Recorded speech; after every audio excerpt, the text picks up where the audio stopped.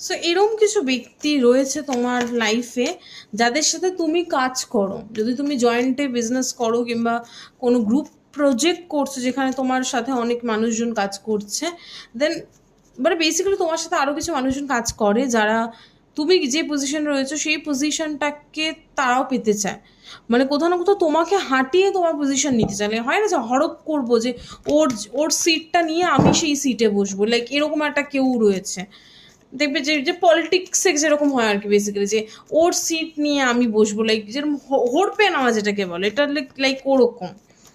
Like okay, who is this person spirit? Emperor. আচ্ছা, yes definitely কোনো একটা হয় না যে পলিটিক্সে যেরকম যে গদির ব্যাপার, যে আমি সিংহাসনে বসবো, আমি রাজা হব, লাইক এরকম একটা ব্যাপার যে গদির লড়াই চলছে, এরকম একটা ব্যাপার চলছে। Okay, so let's see who is this person.